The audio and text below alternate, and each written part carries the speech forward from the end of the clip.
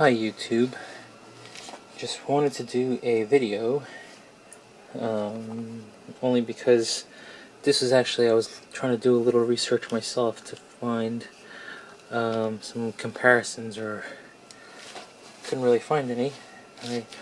Video for using Sigma 17 to 70 contemporary f2.8 to f4 lens on the A6300 using a smart adapter, and also the Sigma, this is the 17 to 50 f2.8 constant aperture lens, also using the,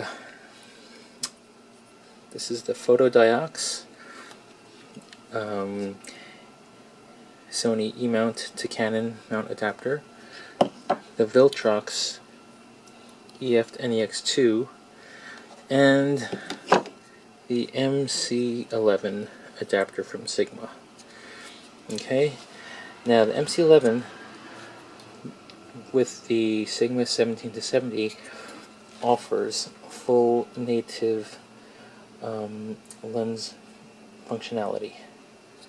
Okay, and what I actually found, it does, but there's some quirks and differences between this combination versus this combination, either of these on this or this. Anyway, I'll tell you right off, actually, for these two adapters, the Viltrox and the Fotodiox, they are virtually identical. I mean, just the markings are different, but the build, they both come with tripod mounts, which I took off. But for the lenses that I use, the build, they are identical.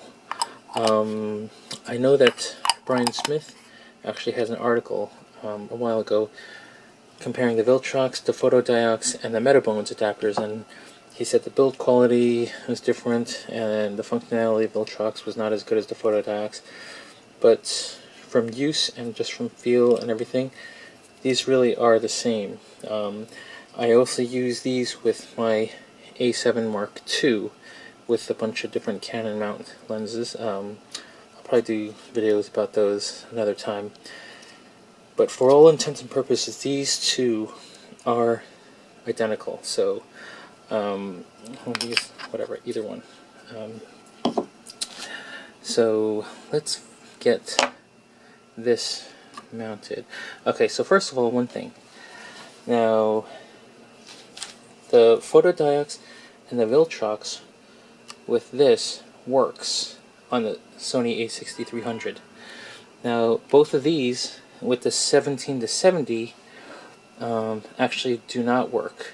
Not only does it not offer, I mean, basically what happens is you turn it on and it just focuses once and then it locks up, and then you have to shut off the camera, detach it. So it's basically unusable. Both of these, they're unusable with the 17 to 70 contemporary. Okay, now this, the 17 to 50 f2.8, even though it doesn't offer the expanded focus modes like eye autofocus, tracking, the expanded tracking modes, it actually works with all three adapters. Okay, the MC-11 works with this, Viltrox, Fotodiox, they all work. And there's actually something to be said for that, because when I have a few different bodies and three adapters, the ability to use any adapter with this actually makes a difference. Well, this only works with MC-11. These two do not work at all. Okay, so comparing the size, now both these lenses offer good image quality, but this, you can see, it's definitely bigger, it's heavier, smaller focal range. Okay, this is 17 to 50, but gives you 2.8 constant. This is 17 to 70, and goes from 2.8 to f4. Now, it basically, on the wide end at 17, it goes 2.8, and then I think it goes to like 3.2, 3.5. I think by 35 millimeters, you're already at f4, something like that. And then the rest of the way up to 70 is f4. So while this gives you roughly, on a Sony crop, It's about 26 millimeters to 105 on a full frame, and this one is about 25 to 70 millimeters on a full frame equivalent. So the advantages of, well, let's say the advantages of the MC-11 with the 17 to 70 are, well, first of all, it's smaller and more compact. This uses a 72 millimeter filter thread, while this one is 77. It does offer expanded focus modes. It does offer eye autofocus. But then, just from using it, I feel that it doesn't focus as well. Now, when you have native functionality, it actually doesn't allow you to select phase detect autofocus. So a lot of times when you put it on, it defaults to contrast autofocus, and it actually sometimes focuses slower, and it actually works worse in low light than this lens. Okay, so anyway, size comparison without adapters. Now let's get adapters mounted so you can see the size. And this goes really nice. Actually, let's get rid of this. We don't need these right now. They both do come with nice lens hoods. Okay, so get this.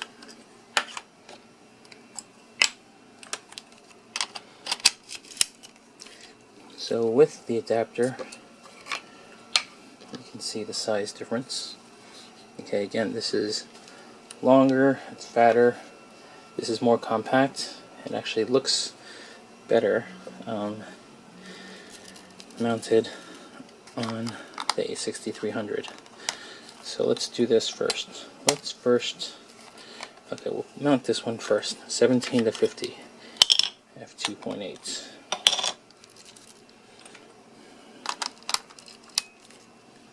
Okay, and let's just. Okay, so now let's try and check the focus. F2.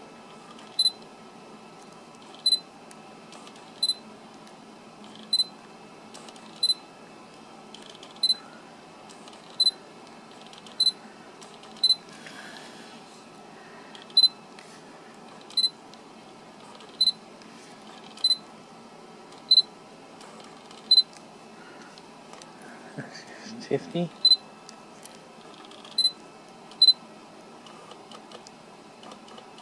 See, sometimes when you do a big jump, it'll kind of hunt back and forth.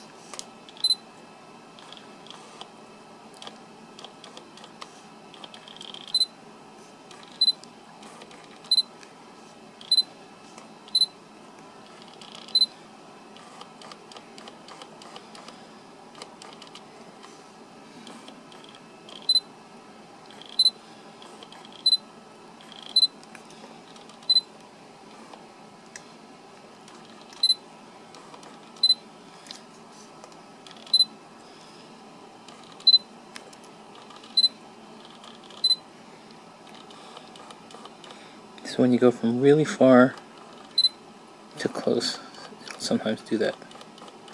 So you gotta focus half the distance, and right. And then you can also see the focus modes are just continuous and single shot. You put in continuous.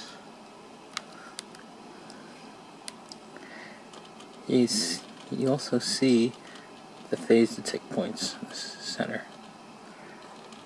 So it's still using phase detect.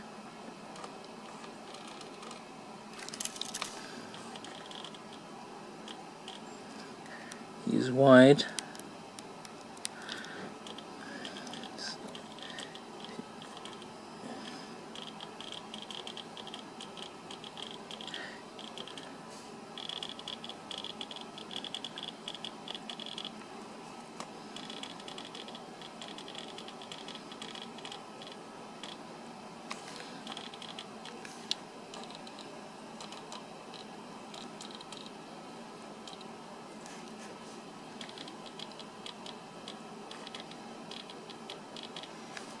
Okay. Now, let's mount the 17 to 70. Get this.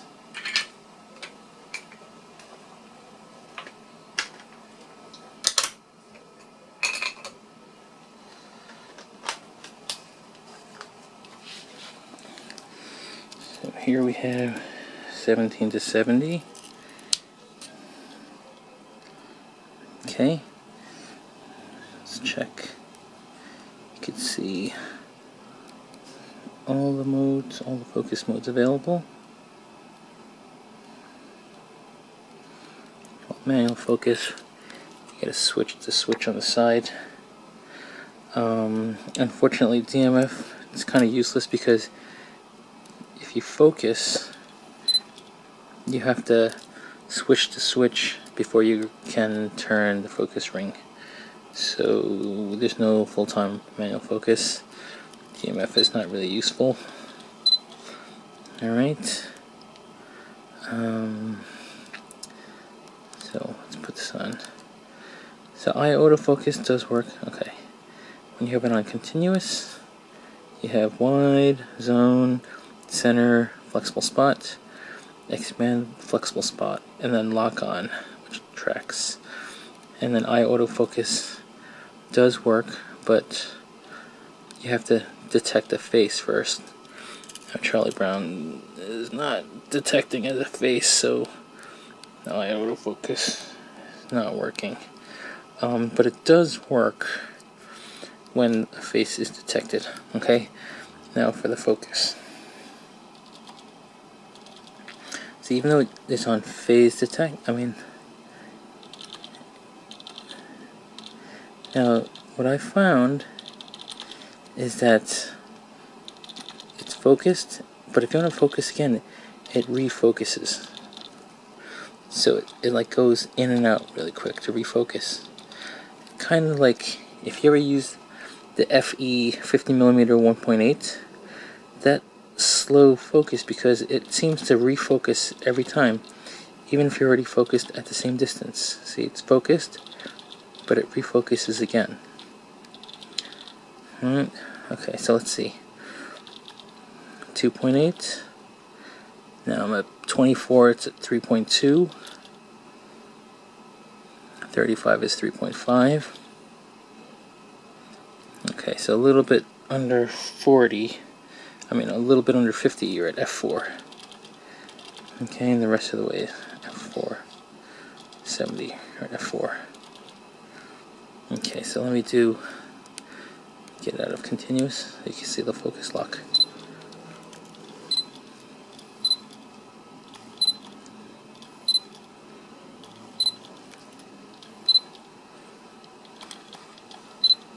See, the other thing I found, sometimes it confirms autofocus, but then it's not actually in focus. So let's see. See, like there, it says it's locked, but that is not in focus. It's not locked. So that doesn't really happen with the 17 to 50. It only happens with this.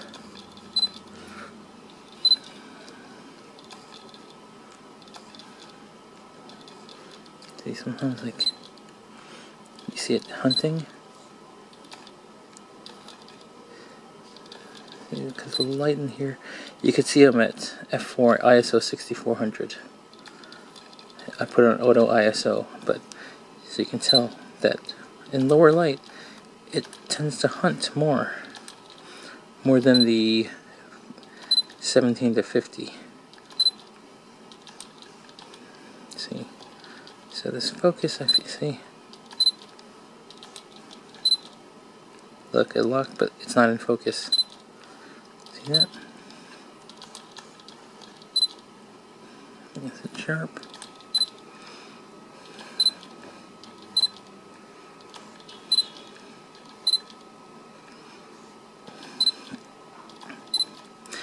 Anyway, so that's a comparison of these two lenses. hopefully that was helpful. I don't know if anyone has same or similar or different experience with these. Any questions, comments, feel free. Like, share, subscribe. I know that this is one of my first videos. I do plan to probably post some more, only because I was looking for alternatives to Sony's expensive native lenses. These are just options. Oh yeah, so this lens I actually got used in excellent condition. $250. It's a $500 lens, but I got it on eBay for $250.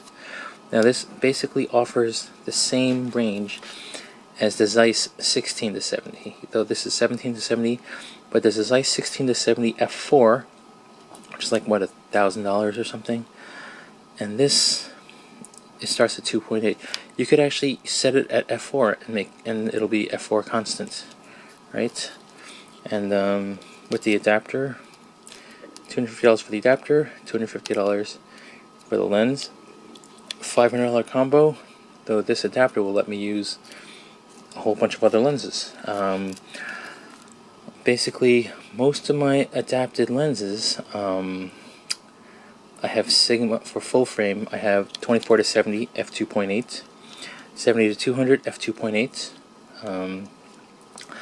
I've got a 15 to 30 3.5 to 4.5. That's an older lens, but full frame. The Canon 50mm STM 1.8, which works fantastic on both A6300 and A7 Mark II. The Canon 40mm STM. I have a Tokina, it's old Tokina 19 to 35, full frame compatible, so it's wide. And they all work with these adapters. Some of them really cheap. Anyway, I will make videos on those as well. Alright, thanks again. Till next